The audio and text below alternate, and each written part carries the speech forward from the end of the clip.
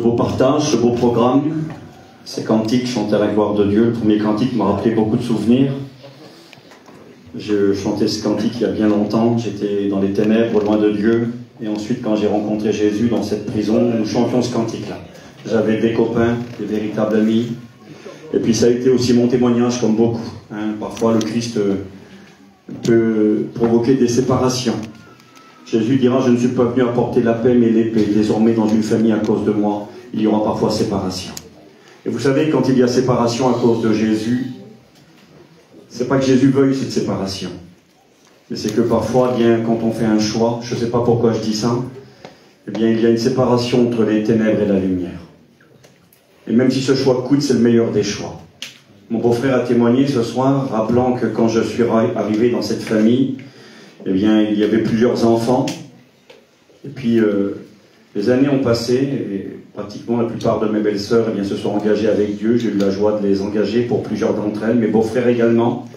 Il n'y avait qu'un de mes beaux-frères qui était baptisé, tous les autres étaient sans Dieu. Et puis les années ont passé, il y a eu une conversion, 2 conversions.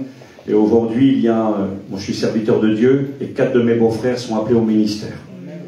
Donc vraiment, Dieu a fait une œuvre avec le temps. Et je crois que quand on s'engage avec Jésus, même si ça nous coûte au départ, même si ça provoque parfois du mécontentement familial, voire même des séparations, tôt ou tard, ça sera le moyen pour gagner ceux que nous aimons. Et je crois ce soir que c'est le meilleur des choix, que de se tourner vers le Christ. Je suis venu avec une bonne nouvelle. On en a besoin. Excusez-moi, on en a marre des mauvaises nouvelles. On allume la télévision, il y a des catastrophes, il y a des guerres partout, des tremblements de terre, des maladies, des conflits, de la misère et de la souffrance. Eh bien, dans nos réunions, il y a des bonnes nouvelles. Alléluia, la bonne nouvelle de l'évangile de Jésus-Christ. Il y a de cela bien des années, en France, les chrétiens étaient persécutés par l'autorité religieuse de l'époque. Et il y avait une autorité, c'était les policiers de l'époque, on les appelait les dragons. Et les dragons avaient cette fonction, entre autres, d'arrêter les chrétiens qui lisaient la Bible et qui croyaient dans la parole de Dieu. Les chrétiens étaient maltraités, les pasteurs étaient mis à mort, on les tuait à coups de barre de fer, sans coups de barre de fer pour les prédicateurs. Les femmes étaient arrêtées, amenées dans les couvents, les enfants étaient enlevés, c'était un temps de ténèbres. Et puis un soir, il y avait néanmoins des réunions clandestines, où les chrétiens se réunissaient dans les forêts pour écouter la parole de Dieu. Et puis un soir, dit le témoignage, une de ces chrétiennes était allée à la réunion pour écouter la parole de Dieu. C'est pas rien une réunion. Nous, on ne réalise pas parfois la valeur d'une réunion, on en a, en veux-tu, en voilà, place désignée, les églises, on vient quand on a le temps, des fois on n'a pas envie de venir, on ne vient pas. Ça dépend comment qu'on est décidé, une réunion c'est important. Amen. Et cette sœur donc avait envie d'aller à la réunion pour écouter la parole et retrouver ses frères et sœurs. Et quand elle est partie sur le chemin de cette réunion clandestine dans une forêt, elle s'est fait arrêter par les dragons, les policiers de l'époque. Ils l'ont arrêtée. Ils lui ont dit, Madame, où allez-vous? Son cœur battait très vite. Si elle dit la vérité, elle est morte. Ils vont l'arrêter, ils vont la persécuter, ils vont la forcer à trahir ses frères et sœurs. Quoi dire? Elle ne peut pas mentir, c'est une chrétienne. Et puis dans son cœur, elle s'est abandonnée par la foi entre les mains du Christ. Elle a dit, je dis la vérité. Où allez-vous? Elle a dit, voici, mon frère aîné vient de mourir. Elle n'a pas dit que c'est pas. Elle a dit, mon frère aîné est mort. Elle a dit, mon frère aîné est mort, et ce soir j'ai une réunion avec mes frères et sœurs pour lire son testament. C'est la vérité, elle n'a pas menti. Mon frère aîné est mort, et ce soir j'ai une réunion avec mes frères et sœurs pour lire son testament. Et là, les policiers l'ont examiné, ils lui ont dit, passez votre chemin. Et elle est partie à la réunion. Et quand elle est revenue sur le chemin du retour, elle est tombée encore nez à nez avec eux, et ils l'ont arrêtée une seconde fois. Qui va là? Elle s'arrête, c'est moi. C'est vous qui êtes passé tout à l'heure, oui, la réunion de famille avec vos frères et sœurs pour lire le testament de votre frère qui est décédé. Elle a dit exactement. Et dites-moi, vous avez eu une bonne part d'héritage? Elle a dit, oh oui, monsieur, j'ai eu une grande part d'héritage. Et ils l'ont laissé rentrer chez elle. Amen. Ce soir, nous allons lire le testament. Nous allons lire l'héritage que Jésus-Christ nous a laissé. Il est mort, c'est vrai. Bien plus, il est ressuscité. Amen. Et sa mort a fait de nous allons le voir ce soir encore à travers la Bible, a fait de nous des gens victorieux. J'aimerais vous dire, et c'est ce que Dieu a mis sur mon cœur pour ces 2 jours de réunion que nous aurons ensemble, j'aimerais dénoncer les mensonges du diable. Parce que le diable est un menteur. Demain matin, en particulier, Dieu voulant, je tâcherai de parler des combats dans les pensées, comment Satan essaye de mentir dans nos pensées pour faire de nous des esclaves, pour nous asservir, pour nous rendre malheureux. Et ce soir, nous voulons À la lumière de la Bible qui est la vérité, Jean 17, verset 17, la parole est la vérité, nous voulons dénoncer les mensonges du diable. Il est écrit dans Jean 8, verset 44, que le diable a été meurtrier dès le commencement. Et il ne se tient pas dans la vérité parce qu'il n'y a pas de vérité en lui. Lorsqu'il profère le mensonge, il parle de son propre fond, car il est menteur et le père du mensonge. Un mensonge peut tenir quelqu'un dans la servitude, peut tenir quelqu'un dans une situation de désespoir. Un jour, mon fils m'a posé une question, ça va peut-être vous faire sourire. Il regarde beaucoup de vidéos sur YouTube et puis il apprend plein de choses, il connaît plein de choses. Alors il me dit, Tata, est-ce que tu sais comment on fait pour attacher un éléphant? Rien, il voulait attacher un éléphant le petit. Je dis, comment on fait pour attacher un éléphant? Je dis, je sais pas mon garçon, dis-moi. Il faut des chaînes en bronze, je sais pas, en ferraille très solide. Il m'a dit, non Tata, il faut juste une petite corde. Avec une petite corde, tu peux attacher un éléphant qui pèse des tonnes et il ne bougera pas. Je dis, mon fils, t'es fort toi. Alors explique-moi. Il m'a dit, écoute bien comment ils font. Il dit, j'ai vu une émission. Il dit, l'éléphant, il l'attache quand il est tout petit. Quand il a quelques semaines, qu'il tient à peine sur ses pattes, il met une petite corde autour de la patte de l'éléphant, qu'il fait quelques dizaines de kilos. Et puis il dit, cette corde est suffisamment solide pour qu'il ne puisse pas partir. Alors il essaye de partir, mais la corde le bloque. Et il laisse la corde à son pied quasiment toute sa vie. Et quand l'éléphant grandit, il attrape quelques mois, quelques années, il pèse alors des centaines de kilos et des tonnes. S'il veut la corde, il la casse. Mais il est lié par un mensonge dans sa tête. On l'a habitué depuis qu'il est tout petit avec cette corde et il grandit avec elle. Et quand il est adulte, il croit que la corde est suffisamment solide, il ne partira pas plus loin. Il est lié dans sa tête par un mensonge. Alors que s'il voudrait, juste un coup de patte et il casserait tout et il partirait. Mais le mensonge le tient lié. Et j'aimerais vous dire que c'est de cette manière que Satan fonctionne. Il nous tient captifs par des mensonges. Il nous attache dans nos pensées, dans nos idées, voulant nous faire croire que jamais on ne s'en sortira. Voulant parfois nous faire croire que la vie chrétienne c'est beau, à la limite, mais que ce n'est pas pour nous. Que nous ne pouvons pas être des authentiques chrétiens. Que l'on ne peut pas avoir une vie de victoire en Dieu parce que nous sommes condamnés à la servitude. Combien de personnes se disent ou disent, oui c'est bien l'évangile, ou à la limite, oui c'est beau, mais moi je ne peux pas être un chrétien, ou je ne peux pas être un authentique, un véritable, parce qu'il y a telle chose, telle situation, tel problème, telle chaîne dans ma vie. Eh bien ce soir, nous voulons par la grâce de Dieu dénoncer les mensonges du diable. Amen. Il est une histoire dans l'Ancien Testament que j'aimerais vous relater brièvement ce soir. C'est dans le deuxième livre des Rois, au chapitre 6 et au chapitre 7. Il est question d'un temps de souffrance qu'a connu le peuple d'Israël, d'une guerre. C'est marqué dans le deuxième livre des Rois, au chapitre 6 et verset 24. Après cela, Ben-Hadad, roi de Syrie, ayant rassemblé toute son armée, monta et assiégea Samarie.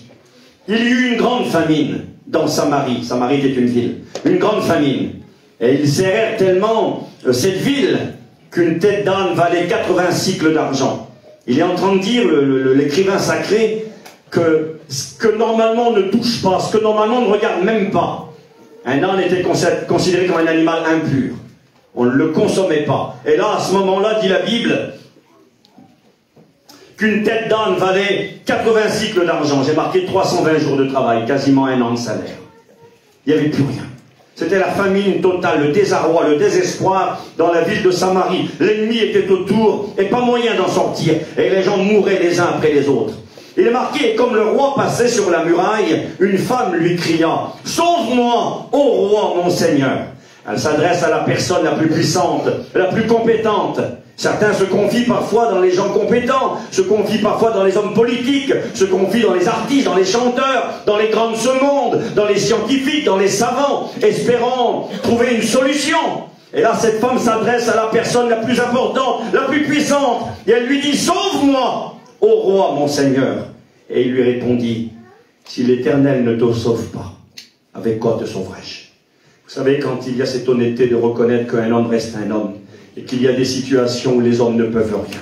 Je me rappelle de ce petit témoignage où un homme était allé à Paris pour faire soigner sa compagne qui était atteinte de la mauvaise maladie. Le professeur s'appelait le professeur Israël, un juif.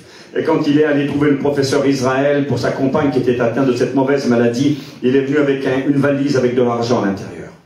Et puis devant le professeur, il a ouvert sa valise. Il lui a dit, monsieur, cet argent c'est pour vous, sauvez ma femme. Et si vous sauvez ma femme, j'en ai d'autres encore, je vous apporterai d'autres argent. Le professeur l'a regardé, il lui a dit, monsieur, fermez votre valise. Je ne veux pas de votre argent.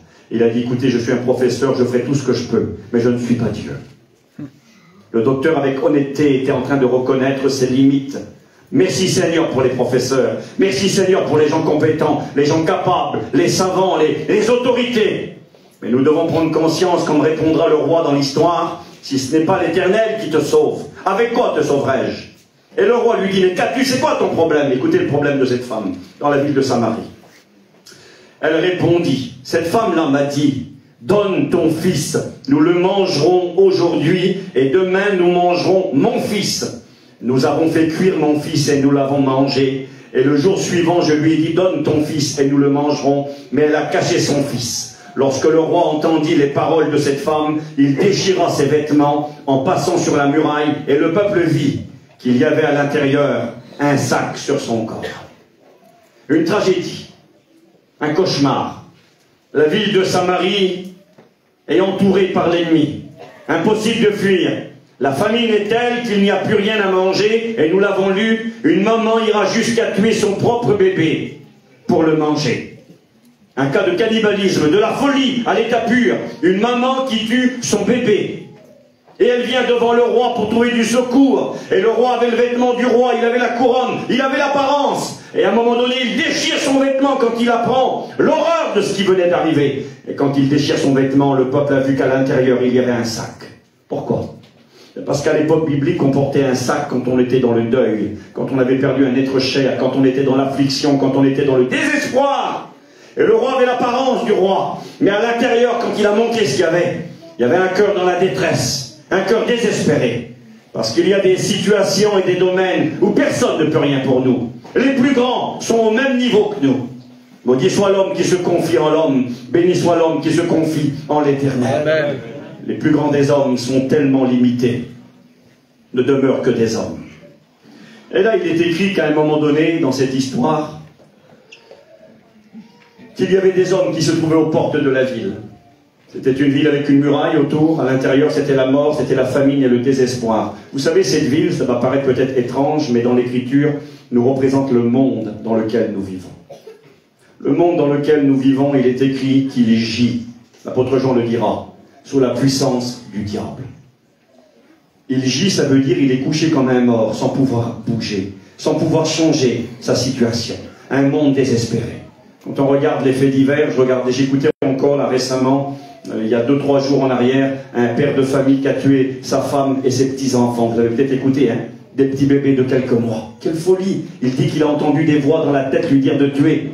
Il a tué ce qu'il avait de plus cher. La folie, le désespoir du monde. Les guerres, la souffrance, la famine, les injustices, le monde qui est dominé par la puissance de l'ennemi, qui gît sous la puissance du péché. La Bible déclare que le monde, il est comme une cabane qui chancelle, comme un homme ivre qui va tomber et ne pas se relever, parce que le poids du péché pèse sur elle. Et nous avons cette histoire de Samarie. Et là, dit l'Écriture, aux portes de la ville se trouvent 4 hommes. Ce sont des lépreux. C'est des gens qui n'ont pas leur place dans la ville, parce qu'ils sont malades et contagieux. Alors ils sont aux portes de la ville et ils attendent la mort. Ils ne peuvent pas rentrer dans la ville, on ne veut pas d'eux. Puis de toute façon, il n'y a pas d'espoir dans la ville. Et à l'extérieur de la ville, tout autour, il y a l'ennemi qui est là. Pas d'issue possible pour eux. Et à un moment donné, la situation étant désespérée, et sachant que dans la ville, il n'y a pas d'issue pour eux, ils vont se décider à se jeter dans les bras de l'ennemi. La Bible déclare, nous allons le lire maintenant, ces 4 lépreux, 4 copains vont dire, eh bien, allons-y. On va aller dans le camp ennemi, s'ils veulent nous tuer, ils nous tueront. Arrivera ce qui arrivera, il n'y a plus d'espoir quand même. Et là, ils vont, c'est le soir, dit la Bible, crépuscule, c'est-à-dire le soleil qui se couche. La nuit arrive, et là, ils vont dans le camp ennemi. Je lis l'Écriture. 2 Rois, chapitre 7, verset 3. Il y avait à l'entrée de la porte 4 lépreux, qui se dirent l'un à l'autre, quoi? Resterons-nous ici, jusqu'à ce que nous mourions? Plus d'espoir. Si nous songeons à entrer dans la ville, la famine est dans la ville, et nous y mourrons. Dans le monde, il n'y a pas d'espoir, pas possible. Et si nous restons ici, nous mourrons également. Allons nous jeter dans le camp des Syriens. S'ils nous laissent vivre, nous vivrons, et s'ils nous font mourir, nous mourrons. Ils partirent donc au crépuscule, c'est-à-dire quand le soleil se couche, pour se rendre au camp des Syriens. Et lorsqu'ils furent arrivés à l'entrée du camp, écoutez ce que dit la Bible, voici qu'il n'y avait personne. Il n'y avait plus aucun soldat, plus aucun ennemi qui était là. Étrange cette histoire. Que s'était-il passé? La Bible nous dit, verset 6. Le Seigneur avait fait entendre dans le camp des Syriens un bruit de chars et un bruit de chevaux, le bruit d'une grande armée. Et ils s'étaient dit l'un à l'autre, les ennemis, voici le roi d'Israël a pris à sa solde contre nous les rois des Étiens, les rois des Égyptiens pour venir nous attaquer. Alors ils se levèrent et prirent la fuite au crépuscule, abandonnant leurs tentes, leurs chevaux, leurs ânes, le camp tel qu'il était, et ils s'enfuirent pour sauver leur vie. Les lépreux étant arrivés à l'entrée du camp, pénétrèrent dans une tente, ils mangèrent et ils burent, ils emportèrent de l'argent, de l'or, des vêtements qu'ils allèrent cacher, ils retournèrent à nouveau dans le camp, et il est écrit dans une autre tente, ils emportèrent encore des objets qu'ils allèrent cacher, puis ils se dirent l'un à l'autre, nous n'agissons pas bien. Cette journée est une journée, c'est le seul texte dans l'Ancien Testament où le mot évangile est écrit. Il est écrit ceci, nous n'agissons pas bien car cette journée est une journée de bonnes nouvelles. Ici, nous gardons le silence et si nous attendons jusqu'à la lumière du matin, le châtiment nous atteindra. Venez maintenant et allons informer la maison du roi. La Bible nous raconte dans cette histoire 4 hommes aux portes de la ville, désespérés, malades, nous l'avons vu. Dans la ville, c'est la mort, c'est terminé, il n'y a plus rien à faire. Et puis ils se jettent dans le camp ennemi et Dieu est intervenu et personne ne le sait. Dieu a fait un miracle, Dieu a chassé l'ennemi, Dieu a fait partir l'ennemi. Et personne ne le sait. Et quand les lépreux arrivent hésitants, c'est la nuit, ils rentrent dans la première tente s'attendant à prendre un coup d'épée ou un coup d'arc peut-être. Une flèche va les atteindre. Et là, il n'y a rien. Il y a de la nourriture, ils ne comprennent rien. Ils commencent à se nourrir, à boire. Ils prennent des vêtements, ils prennent de l'or, de l'argent. Ils vont dans la tente à côté. L'ennemi n'est plus là. Les toiles de tente étaient là. Les animaux étaient là. Il est écrit que le camp était resté tel qu'il était. Mais à l'intérieur, il n'y avait plus personne parce que Dieu était intervenu. J'aimerais vous montrer avec la Bible ce soir que c'est exactement ce que Christ a accompli à Golgotha. L'ennemi est un ennemi vaincu. Il est un menteur. Les toiles de tente sont là. Les toiles de tente, les animaux sont là. Ce sont tous ces voix, tous ces messages qui te disent « Mais tu ne peux pas changer. Tu es destiné à mourir, à rester dans la ville. Tu ne peux pas. Tu mourras de faim, tu mourras de soif spirituellement. » L'homme a soif de paix, de justice, il a soif d'espoir, il a soif de vie. Puis alors on essaye pour contenter, pour nous désaltérer, on essaye tout ce que l'on peut. On a écouté les témoignages, on essaye la boisson, l'alcool, la drogue, le vol, l'argent, les sorties, les amusements. On veut se réjouir. Paul dira, si Christ n'est pas ressuscité, mangeons, buvons, demain nous mourrons. Manger, boire, se donner un petit peu de bonheur. Il y a eu les fêtes là, récemment, la Noël, la bonne année.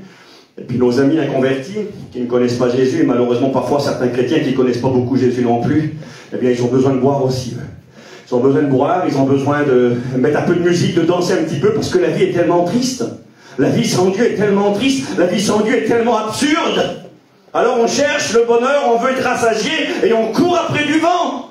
Quand on a 10 ans, on se dit, quand j'aurai 18 ans, j'aurai le permis, ça va tout changer. Et le permis, il arrive, on a la voiture, et on se dit, ben, je sais le problème, faut que je me marie, quand je me marierai, je serai heureux. Et puis on se marie, puis on se rend compte que le bonheur n'est pas là. Alors on se dit, j'aurai des enfants, et les enfants, ils viennent. Après on se dit, j'aurai un terrain, j'aurai une maison, j'aurai un camping. Et c'est tout le temps demain, excusez-moi. Et on arrive au cimetière à la fin de notre vie, on arrive à la mort, et puis on a couru après du vent. On a couru après un bonheur qu'on n'a jamais réussi à rattraper. C'était ça, Samarie. Et puis ces hommes sont sortis. Et à l'extérieur, quand ils sont arrivés à l'extérieur de la ville, c'est à l'extérieur de la ville de Jérusalem que le Christ fut crucifié sur une croix à Golgotha. Et à l'extérieur, l'ennemi a fui. L'ennemi est parti. Et le peuple ne le savait pas. C'était la nuit et les ténèbres. Imaginez, je relisais tout à l'heure, lorsque les 4 lépreux se sont rassasiés, ont trouvé la plénitude, l'or, l'argent, les vêtements, la nourriture à satiété. Ils ont dit, c'est une journée de bonnes nouvelles. On ne peut pas attendre jusqu'à demain matin. C'était encore la nuit. Et là, dans la nuit, ils ont crié. Il y avait des gardes sur la muraille. Hé, là-bas! L'ennemi n'est plus là. Qu'est-ce que vous racontez? C'est nous les lépreux qui étaient aux portes de la ville. On vous annonce une bonne nouvelle. L'ennemi est parti, c'est un menteur. Les tentes sont là, les animaux sont là. Il semblerait, mais ils ne sont plus là. Dieu est intervenu. Et il est écrit qu'au milieu de la nuit, ils vont réveiller le roi. Ils n'y croyaient pas. Ça semblait tellement impossible. Et j'aimerais vous dire ce soir que ces 4 lépreux de l'histoire de l'Écriture, bien c'est nous l'Église de Jésus-Christ. C'est nous qui étions aussi aux portes de la ville. C'est nous qui étions des lépreux par notre péché, notre misère, dans notre désespoir. Mais on est sortis. On a été voir ailleurs. On n'a pas été dans... On a essayé dans le monde, on a essayé dans Samarie, et on a compris que les gens n'avaient rien de plus que nous. Rien à nous apporter. Alors on a été voir à l'extérieur. On a été voir où Dieu avait fait le miracle. Et je vous le promets parce que c'est vrai. Il nous a rassasiés. Il nous a contentés. Il nous a affranchis. Il nous a montré que l'ennemi avait été terrassé. Amen. Et le verset sur lequel j'aimerais m'arrêter pour partager la réflexion que Dieu a mis sur mon cœur, c'est dans l'évangile de Jean, chapitre 19 et verset 30. C'est un verset qui est très très connu. C'est l'une des 7 paroles que Christ a prononcées sur la croix de Golgotha. En réalité, c'est l'avant-dernière parole. Et Jésus a prononcé cette parole. Vous devez comprendre que les paroles que Jésus a prononcées étaient tout le temps des paroles importantes, toute sa vie. Jésus ne parlait pas pour rien dire. Il est écrit que jamais homme n'a parlé comme cet homme. Et rappelez-vous que ceux qui ont dit cela n'étaient pas les amis de Jésus, mais ses ennemis. C'était des huissiers, des experts, pour constater, pour rapporter, pour expliquer. Un huissier est un homme de confiance. Il est assermenté. Il est là, il est capable de dire les faits. Et là, des huissiers, des hommes capables, payés pour trouver une faille dans les paroles du Christ. Quand ils reviennent vers ceux qui les ont mandatés, ils diront « Jamais homme n'a parlé comme cet homme ». Jésus ne parlait pas pour rien dire. Il avait une autorité extraordinaire. Ses ennemis étaient étonnés de son message, parce qu'il prêchait avec autorité. Il expliquait les Écritures de son propre chef. Et donc, Jésus, arrivant à Golgotha, prononcera les 7 dernières paroles. S'il avait voulu, le Christ, avant d'être crucifié, les soldats romains lui ont proposé une boisson. Ils lui ont proposé du vin mêlé de myrrhe. Pas du myrrhe pour faire la vaisselle, je m'excuse, hein, mais de la myrrhe, une herbe amère avec laquelle on embaumait le corps des morts, mais qui avait une autre fonction. Quand tu mêlais de la myrrhe avec du vin et que tu le buvais, c'était un anesthésie. C'était une boisson qui avait la propriété d'anesthésier la personne, une sorte de drogue, si vous voulez. Quand tu la prenais, tu ne sentais plus la douleur.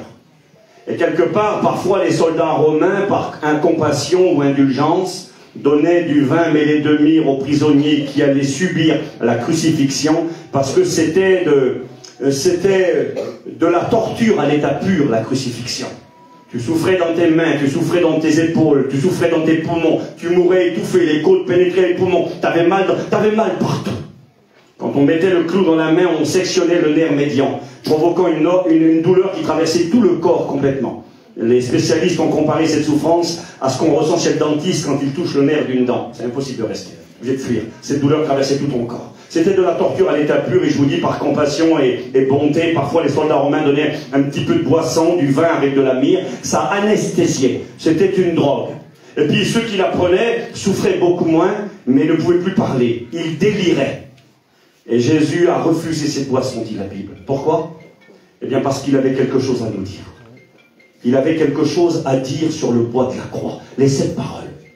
La première sera une requête pour demander le pardon de ses bourreaux, de ceux qui le livraient à la mort. Jésus dira, Père, pardonne-leur, ils ne savent pas ce qu'ils font.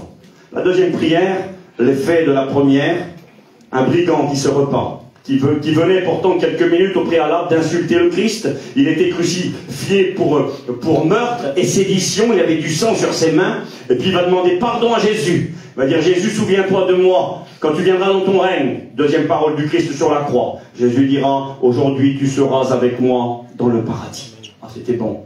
Troisième parole, Jésus parle à sa maman. Sa maman qui est au pied de la croix. La plus grande douleur qu'une personne peut ressentir ici-bas sur la terre, la perte d'un enfant. Elle est là, cette maman, son cœur est transpercé, la vieille prophétie de Siméon est en train de s'accomplir. Une épée te transpercera l'âme, et son âme est transpercée par la souffrance. Elle voit son fils qu'elle a aimé âgé de 33 ans, élevé entre ciel et terre. Il ne ressemble plus à un homme, c'est un monstre qui a été défiguré par le fouet romain, par les coups de poing et les crachats, la barbe arrachée, la couronne d'épines sur sa tête, elle le voit là-haut, son cœur est déchiré. Jésus pense à elle et lui dit, femme, voici ton fils. Il y avait Jean à côté de l'apôtre. Il dit à Jean, quelque part en parole plus simple, Jean, occupe-toi de ma mère. Prends-la chez toi. Elle sera comme ta mère et tu seras pour elle comme un fils.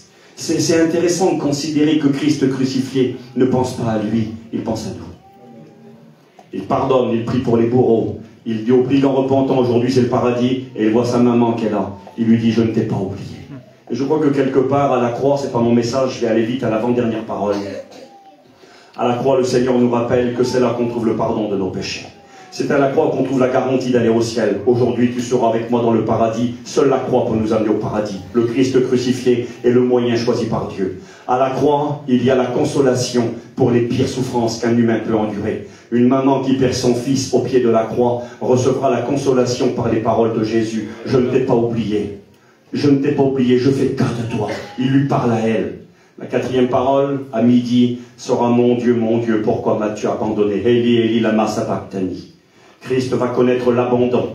Il va connaître cette séparation de Dieu son Père. C'est ce qu'il redoutait le plus. À Golgotha, quand Jésus est dans l'agonie et que du sang coule de son front, c'était la perspective de la croix. Jésus n'avait pas peur de la mort. Quand il dira à Dieu son Père, Père, que cette coupe s'éloigne de moi, toutefois non ma volonté mais la tienne, ce n'était pas la mort. Certains ont cru que Jésus avait peur de la mort, mais non. Si Jésus avait eu peur de la mort, il aurait été moins que les martyrs. Les martyrs sont allés en chantant à la croix.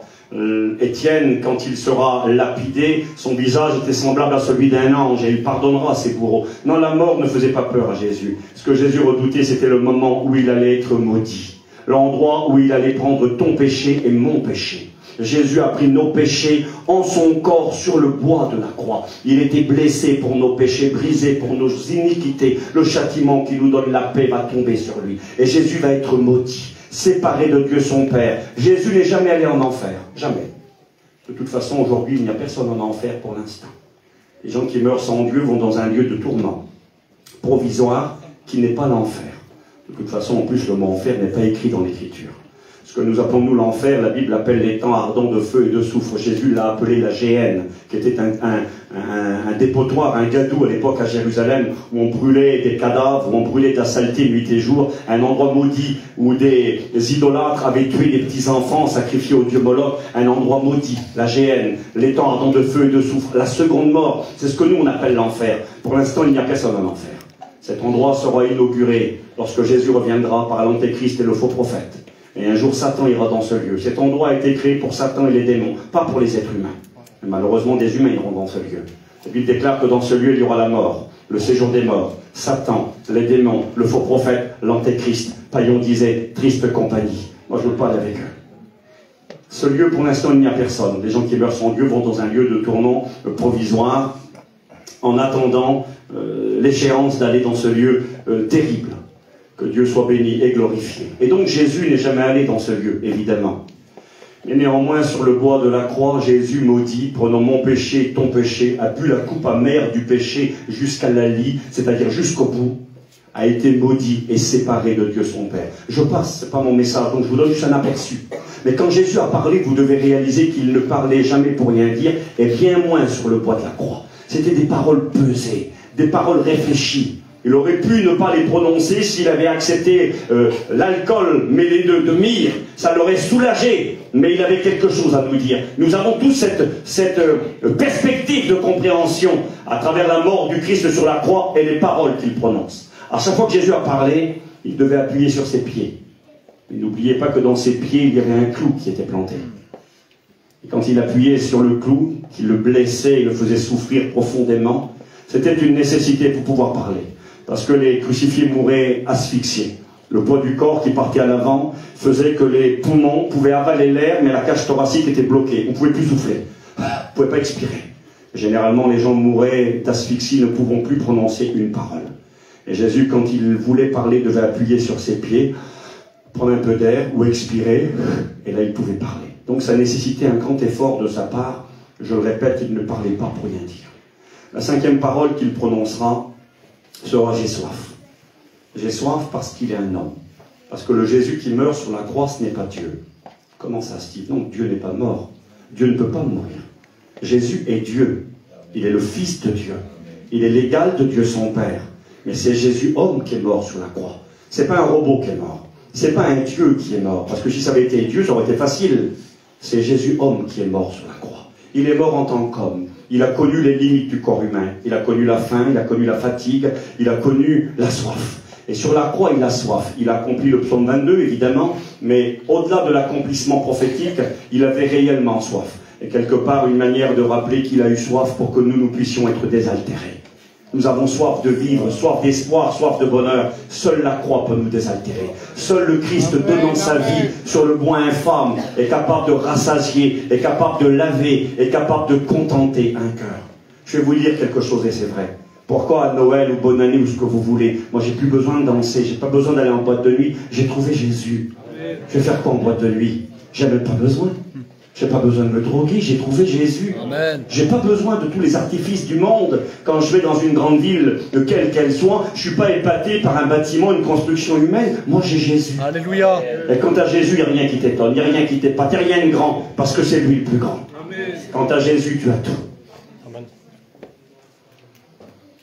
Et l'avant-dernière parole qu'il prononcera, un cinquième étant j'ai soif, ou c'est un survol. La sixième sera tout est accompli. C'est marqué comme ça, Jean 19, verset 30. On va quand même le lire dans la Bible, pour ne pas déformer l'écriture. On va dire le verset 29 aussi. Il y avait là un vase plein de vinaigre, les soldats en remplirent une éponge et l'ayant fixé à une branche d'hysope, ils l'approchèrent de sa bouche. Quand Jésus eut pris le vinaigre, il dit tout est accompli, et baissant la tête, il rendit l'esprit.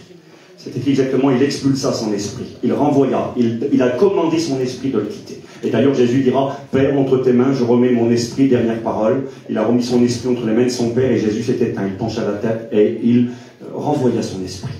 En réalité, on se rend compte que jusqu'au bout, Jésus a dominé. Même la mort n'a pas pu le prendre comme ça. Si la mort l'a touché, c'est parce que lui a donné l'autorisation de le toucher. La mort n'avait aucun droit sur Jésus. Elle n'avait pas le pouvoir de le saisir. Pourquoi? Parce que c'est le salaire du péché qui est la mort. Il faut avoir péché pour que la mort puisse te toucher. Mais Jésus est celui qui n'a jamais péché. Celui qui, dans la bouche duquel ne s'est trouvé aucune fraude. La mort ne pouvait pas le toucher.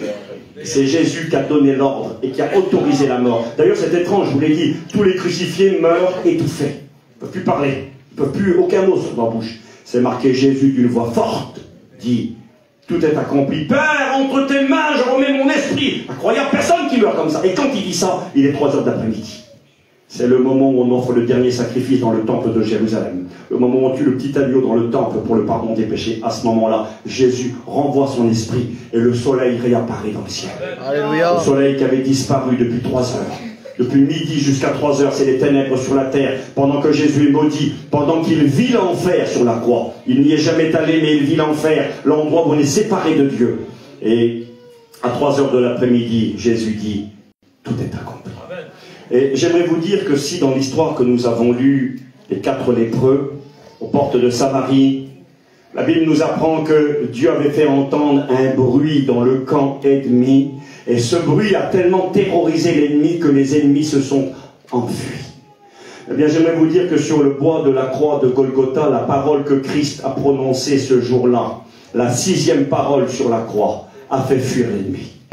A été la parole qui, je crois, sur la terre, qui est sortie de la bouche d'un être humain, qui a eu le plus grand impact. Il y a eu des paroles, vous savez, des paroles qui ont de l'impact dans la vie. J'ai noté sur mes petites notes, il y a des mots dans la vie qui nous engagent quand tu passes devant monsieur le maire et puis qu'on te demande voulez-vous vous engager à aimer cette femme toute votre vie, dans les bons, les mauvais jours, lors du mariage, quand tu dis oui ou non, ça engage toute ta vie.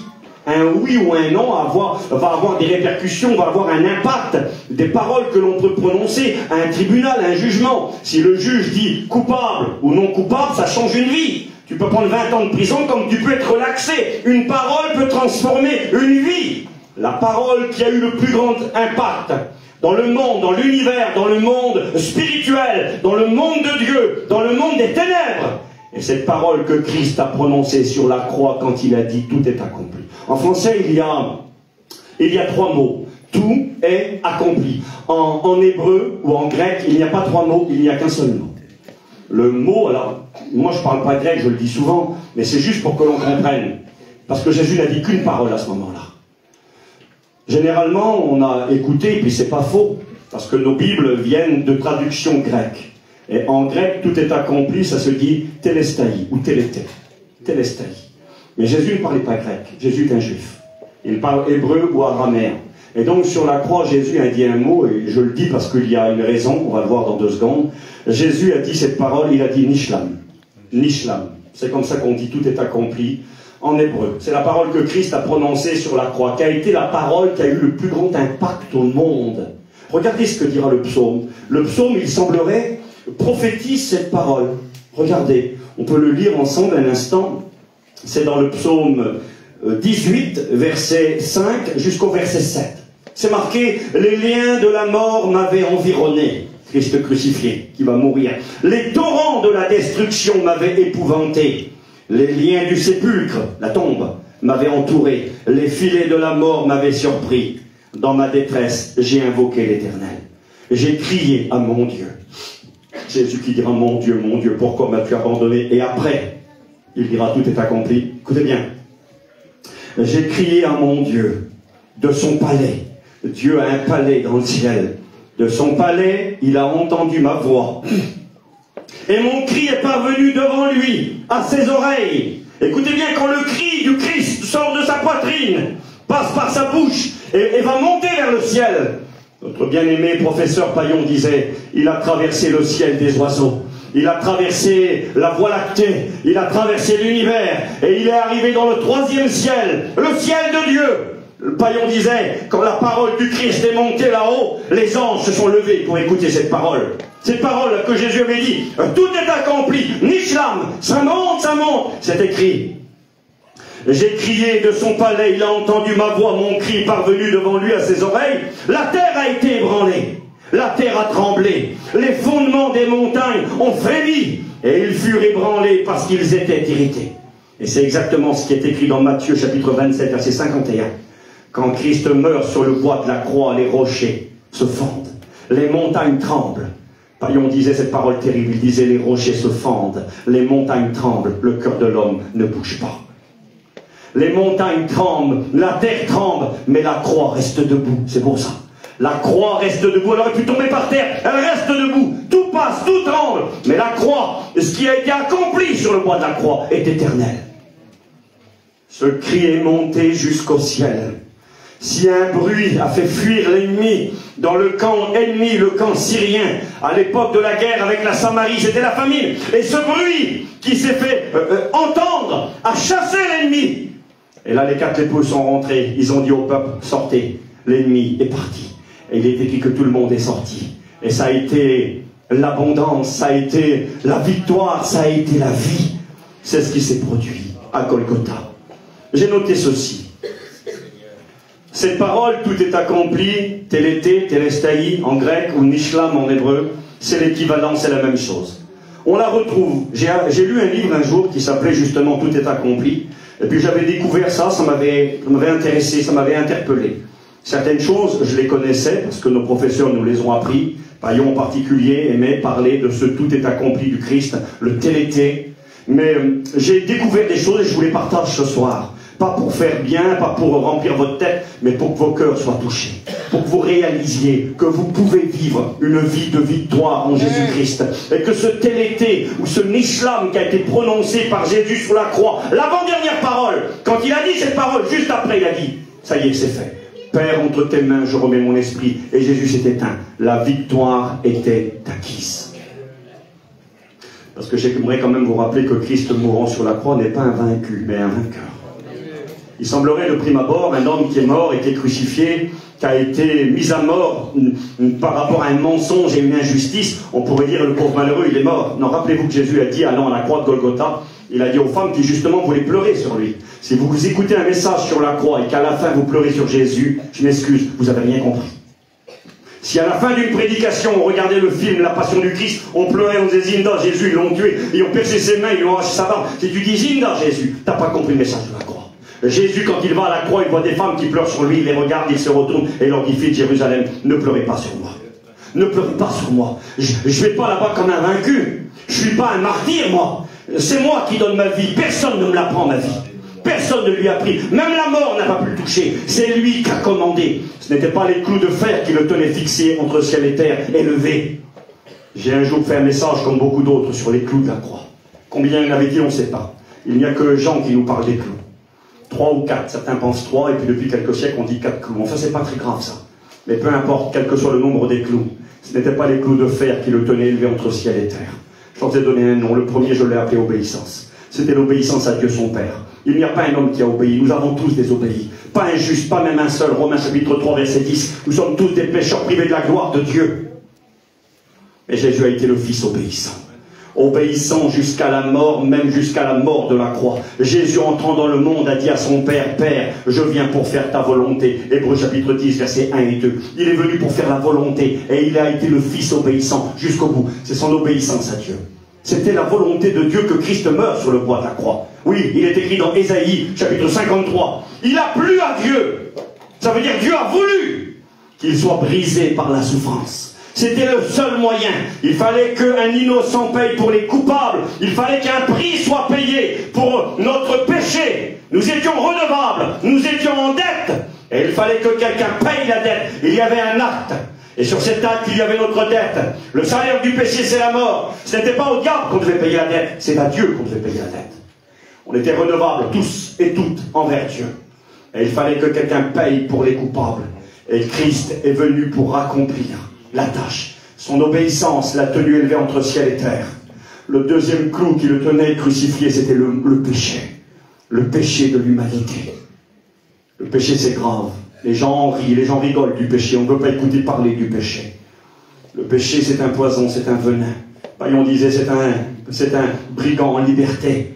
C'est une pente glissante sur laquelle glissent les hommes depuis 6000 ans sans pouvoir s'arrêter. C'est un venin, un serpent venimeux qui mord les hommes. C'est une mauvaise maladie. C'est une destruction, une désolation. Le péché, c'est grave. Et la solution au péché, le remède au péché, était le sang d'une victime innocente, le sang de Jésus-Christ. Alors, j'ai pas le temps. Le clou du péché, le clou de son obéissance, le clou de son amour.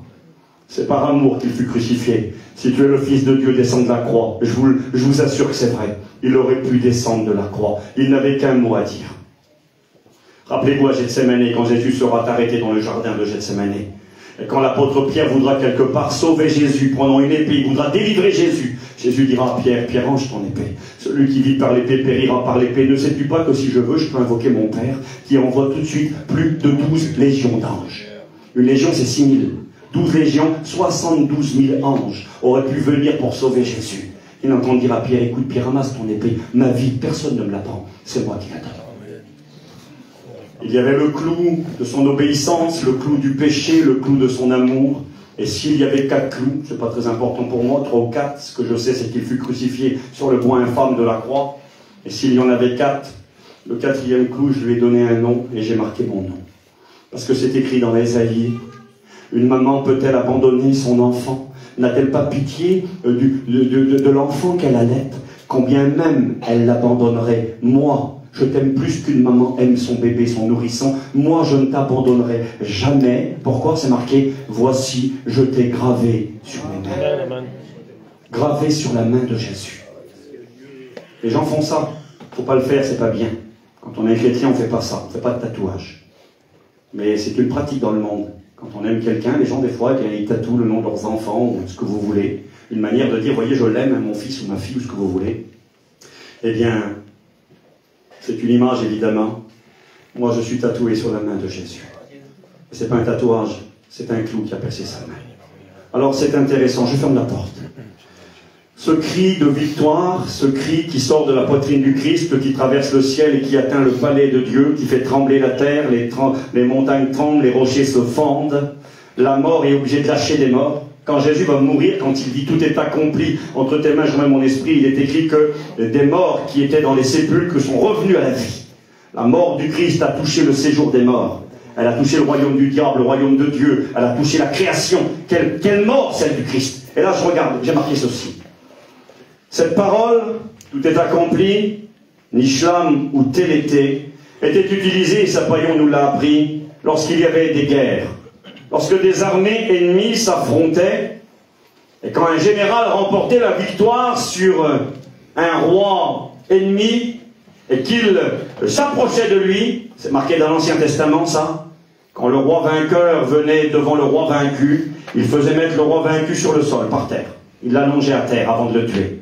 Et là, il mettait son pied, vous êtes avec moi quelques minutes, il mettait son pied sur la tête du roi vaincu. Le pied sur la tête. C'est écrit dans Genèse chapitre 3 verset 15, première prophétie de la Bible. Lorsque Adam et Ève vont pécher au jardin d'Éden et être chassés du jardin, Dieu a promis qu'un jour il enverrait la solution. Il a promis qu'il enverrait un remède au péché des hommes. Et Dieu a dit à la femme, je mettrai une inimitié entre toi et le serpent, entre sa postérité et la tienne. Ta postérité, femme, écrasera un jour la tête du serpent et lui blessera le talon.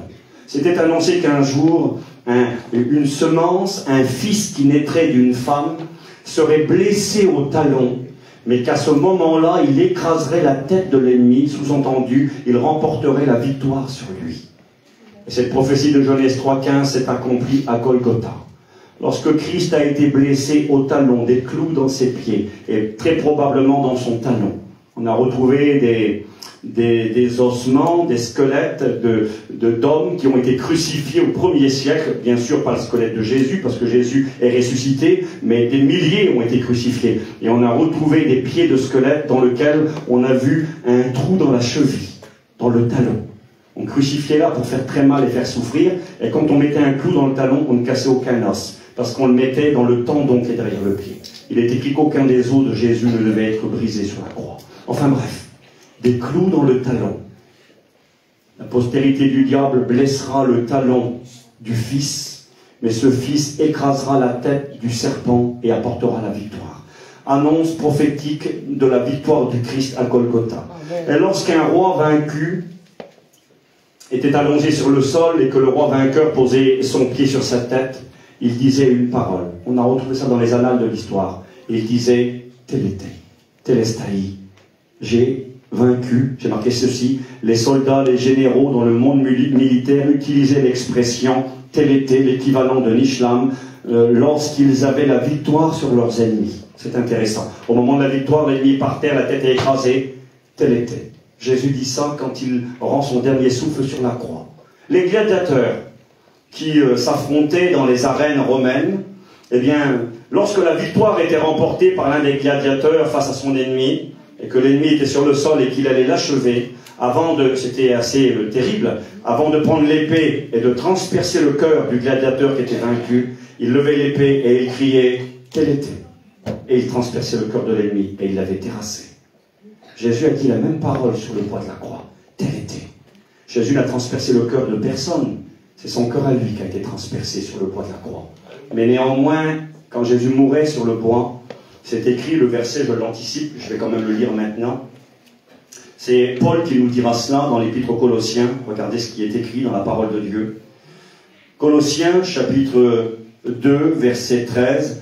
Vous étiez morts, nous étions morts, oui, séparés de Dieu, condamnés à l'enfer éternel. Vous étiez morts par vos offenses et par l'incirconcision de votre chair. Ça veut dire parce qu'on n'était pas des Juifs.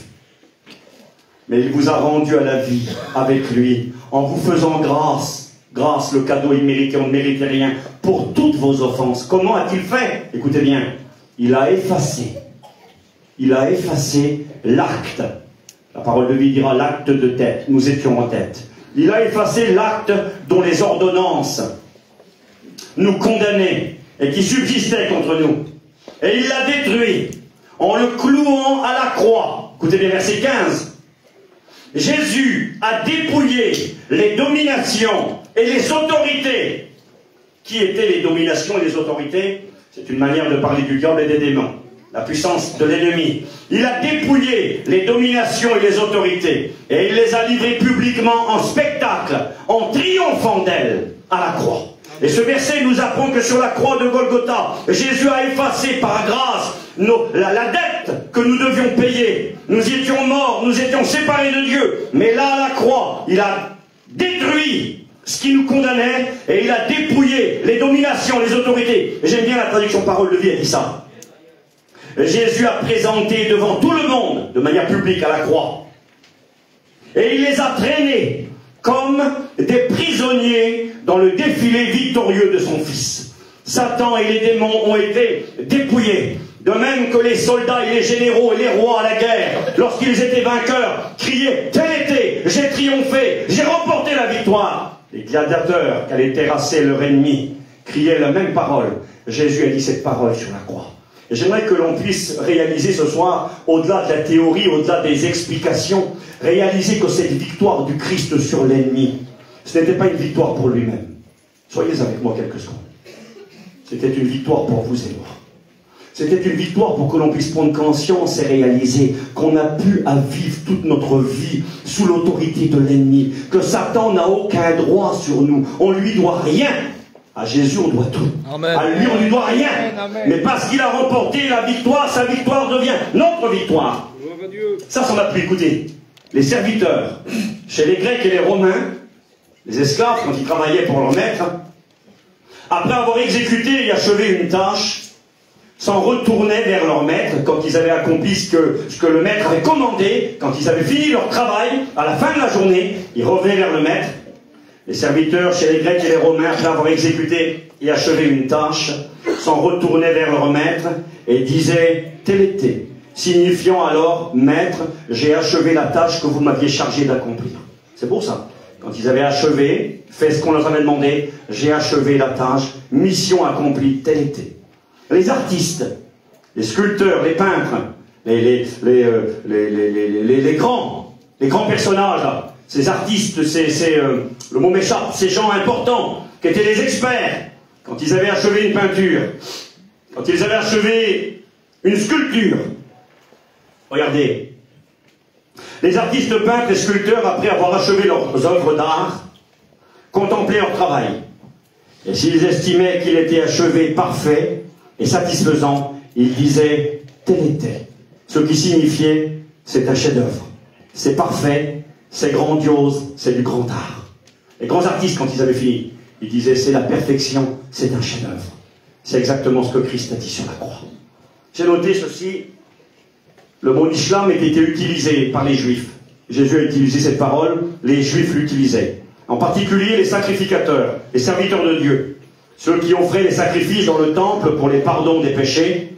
J'ai découvert récemment, je ne le savais pas, que à Bethléem, l'endroit où Jésus est né, c'était Noël il y a quelques jours en arrière, à Bethléem, c'était connu et reconnu, c'était à 9 km de Jérusalem, comme étant le petit village où on élevait les brebis pour les offrir en sacrifice dans le temple. Les agneaux qu'on offrait au temple pour le pardon des péchés, tous les matins, il y en avait un à 9h, un à 3h l'après-midi, et tout au long de la journée, on offrait des sacrifices à l'Éternel. On allait prendre les brebis dans la petite bourgade de Bethléem. Bon, ça, je le savais depuis un certain temps. Mais ce que je ne savais pas, c'est que quand la Bible nous dit qu'au milieu de la nuit, un ange va parler à des bergers, Luc chapitre 2 verset 11, et qu'il va leur dire d'aller dans un endroit et qu'ils allaient trouver un bébé emmailloté dans une crèche, et ça serait le signe. Eh bien, ces bergers, ce que je ne savais pas, c'est que c'était apparemment des bergers sacrificateurs.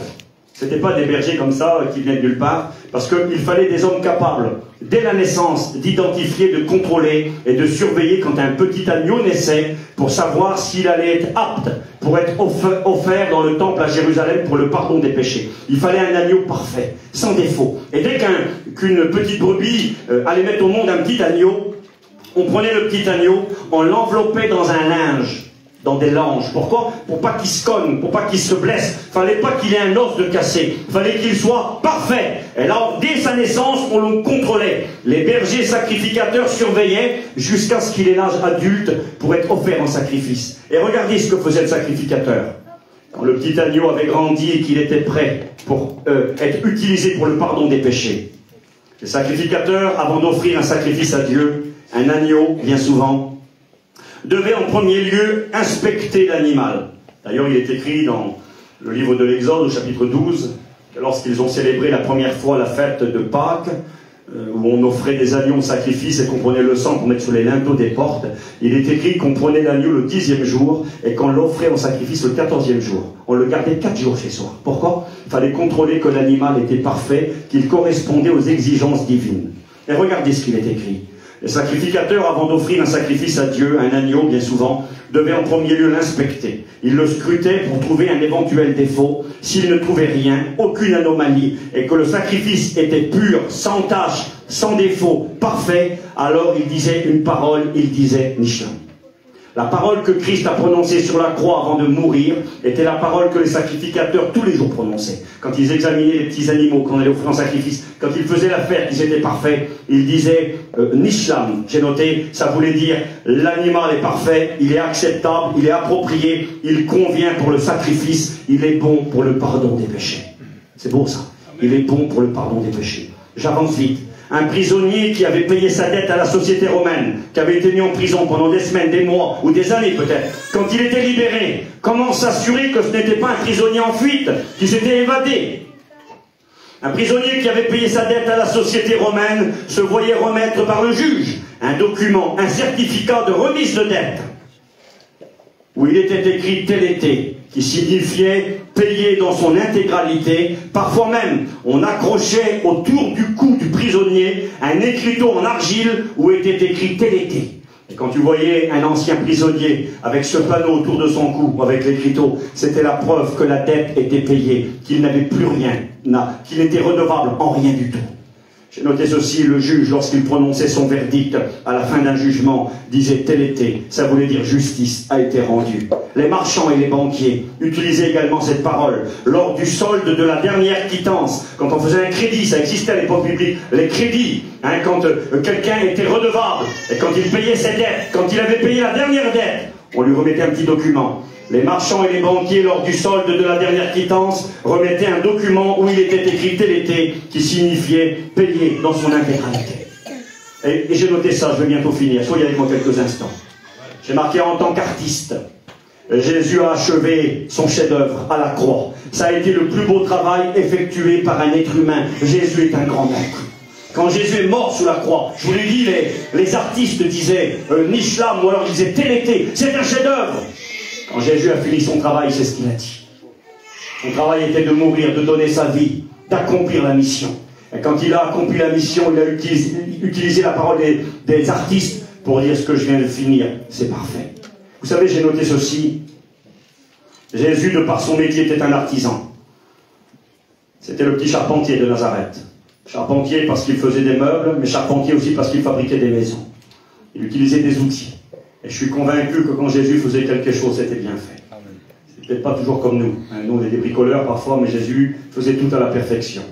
Et je crois que le plus grand travail qu'il a achevé sur la terre n'a pas été une maison humaine qu'il a construite ou un meuble, mais quand il était là sur le bois de la croix élevé entre ciel et terre, il était en train d'accomplir l'œuvre à laquelle Dieu l'avait appelé. C'est marqué dans Proverbe 10, verset 16, l'œuvre du juste, elle est pour la vie. Ecclésiaste 7, verset 13, regarde l'œuvre de Dieu. Il faut la regarder, il faut la considérer. Une œuvre que l'on ne croirait pas si on nous l'expliquait, dira l'Épître aux Hébreux. Une œuvre parfaite. Il est venu pour accomplir une œuvre magnifique. Psaume 111, verset 1 à 3. Son œuvre n'est que splendeur et magnificence. Excusez-moi, la croix de Golgotha, c'est plus grand que la Joconde, c'est plus grand que les tableaux de Picasso, c'est plus grand que les statues de Michel-Ange et tout ce qu'il a pu faire, les grands artistes du monde dont on parle, les tableaux qui valent des fortunes colossales. Quand Christ est mort sur la croix, il a dit ça, c'est un chef-d'œuvre. Il venait d'accomplir le plus beau des travails. J'ai marqué en tant que serviteur obéissant et souffrant. Quand il dit cette parole, il est en train de dire à son Père, Père, j'ai exécuté et terminé la tâche à laquelle tu m'avais appelé. Il était venu pour obéir et il l'a fait jusqu'au bout. Philippiens chapitre 2 verset 8, il s'est humilié lui-même, se rendant obéissant jusqu'à la mort, même jusqu'à la mort de la croix. Il était venu accomplir la tâche. Jean 4 verset 34, Jésus a dit, ma nourriture est de faire la volonté de celui qui m'a envoyé et d'accomplir son œuvre. Jésus a accompli la volonté de son Père en tant que serviteur, fidèle jusqu'au bout. C'est marqué en tant qu'agneau de Dieu, sacrifice ultime et parfait. Il répond aux critères de la justice divine et il peut sauver et gracier, pardonner totalement tous ceux qui se confient en lui. Oui, il était le saint, le innocent, le parfait. C'est marqué dans Hébreux 7, 26. Lui, saint, innocent, sans tache, séparé des pécheurs, plus élevé que les cieux. Il était l'agneau de Dieu qui ôte le péché du monde. C'est extraordinaire, cette parole qu'il prononce. Nishlam, c'était la même chose. L'agneau fait l'affaire et le prix est payé. En tant que sacrificateur, il confirme la valeur du sacrifice. En tant que juge suprême, il peut prononcer l'acquittement. Nous sommes des coupables. Vous êtes coupables. J'étais coupable. Mais il est capable de dire, j'ai accompli, j'ai payé, je te déclare innocent. J'ai marqué en tant que soldat guerrier, héros de Dieu. Il proclame la victoire, le triomphe sur ses ennemis, que sont Satan, les démons et le péché. Il les a fait mordre la poussière, il les a dépouillés. Vous devez réaliser ce soir. Vous pouvez être libre. Soyez avec moi quelques minutes. Vous pouvez être affranchi. Vous n'êtes pas obligé, parce que Christ sur la croix a accompli la tâche. J'ai marqué en tant que créancier, à qui le monde entier est redevable, à cause du salaire du péché à payer. Le prix du rachat devant être réglé, il proclame, c'est bon, c'est fait. Tout est payé dans son intégralité. Tu ne dois plus rien. Fini l'esclavage. J'aimerais vous le dire ce soir. Ne te laisse pas troubler, un petit bébé qui pleure, c'est rien, j'ai fini. Christ parlant sur la croix. Ce cri qui s'élève de sa bouche et qui monte dans le ciel, a touché le ciel, mais surtout a fait fuir l'ennemi. La victoire était accomplie. Tu n'as pas besoin de rester mourir dans le monde. Tu n'as pas besoin de rester dans la famine, dans le désespoir. Ce soir, tu peux sortir. Écoutez bien, tout le monde peut devenir un chrétien. Amen. Tout le monde peut être libre. Vous savez, des fois, j'ai presque fini, on tord certains versets de l'Écriture, on les comprend mal. Dans l'Épître aux Romains, au chapitre 7, l'apôtre Paul va dire ceci. Il va dire, nous savons en effet que la loi est spirituelle, mais moi je suis charnel, vendu au péché. C'est-à-dire vendu comme esclave du péché. Car je ne sais pas ce que je fais. Je ne fais pas ce que je veux, je fais ce que je déteste. Or, si je fais ce que je ne veux pas, je reconnais que la loi est bonne. Et là, il dira plus loin, car je ne fais pas le bien que je veux, je fais le mal que je ne veux pas. Je trouve donc en moi une loi. Quand je veux faire le bien, le mal est attaché à moi. Je vois dans mes membres une loi qui lutte contre la loi de mon entendement et qui me rend captif de la loi du péché. Et là, Paul va pousser un cri. Romains 7, verset 28. Verset 24, pardon. Il dira, misérable que je suis, qui me délivrera du corps de cette mort? Et certains pourraient dire ce soir, Steve, c'est ce que moi je ressens. Je ne suis pas capable de faire le bien que je voudrais faire. Je fais le mal que je ne voudrais pas faire, je ne fais pas le bien que je voudrais. Je suis comme lui, je me rends compte que je suis un esclave. Il dit, moi je suis charnel, je suis esclave et vendu au péché. Mais qui pourra me délivrer? Si tu lis le verset rapidement, ben, tu vas dire, ben oui, ben, si Paul il était esclave, alors ben, moi c'est normal. Il faut tout lire. J'ai fini. Verset 25, on va laisser le dire à l'apôtre. Quand il dira, misérable que je suis, qui me délivrera du corps de cette mort? Verset 25, il remercie Dieu. Il dira, grâce soit rendue à Dieu par Jésus-Christ notre Seigneur. La traduction parole vivante, elle dira, Dieu, merci, il existe une issue. Dieu lui-même m'a délivré par Jésus-Christ notre Seigneur. J'aimerais vous dire ce soir qu'il est possible. C'était cette bonne nouvelle que je voulais vous rappeler à vous, à chacun d'entre nous. J'ai marqué ça sur ma petite feuille là, regardez, j'ai fini. J'ai marqué Christ mourant à la croix peut faire de nous par son triomphe, parce que nous l'avons lu, il a triomphé. Paillon disait, il avait raison, Jésus n'a pas remporté une victoire sur la croix. Il n'a pas gagné. C'était assez étrange, hein? Jésus n'a pas gagné. Il disait non. Il disait un match de ballon, tu as gagné 2-1, 3-2, tu as gagné, mais tu as gagné, c'est tout. Il dit Jésus n'a pas gagné. Il dit Jésus a triomphé. 10-0, c'est un triomphe.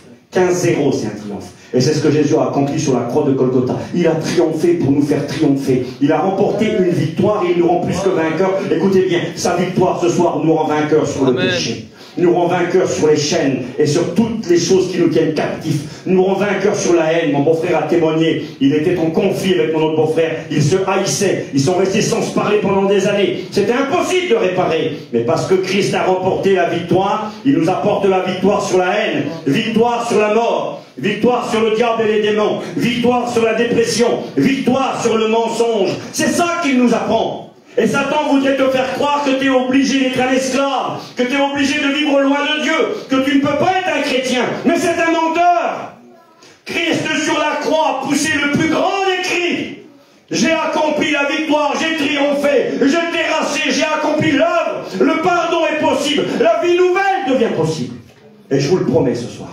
Je ne sais pas comment faire, mais les mots me manquent. Mais que le Saint-Esprit vous convainque. Tu peux, tu dois être libre. Tu n'es pas obligé d'être un esclave. Tu n'es pas obligé d'être esclave du péché. Tu n'es pas obligé d'être lié par l'alcool, la drogue, la cigarette, le mensonge, la haine, la dépression, l'angoisse. Tu n'es pas obligé. Il a remporté la victoire. Il Satan voulait le tenir attaché, là, comme j'ai dit, l'éléphant au départ, hein, à la patte. Et puis ben, malheureusement, il était emprisonné dans sa tête. Il croyait que... J'aimerais vous dire que la corde a été coupée. La corde a été coupée quand Christ a dit tout est accompli, la corde a été coupée.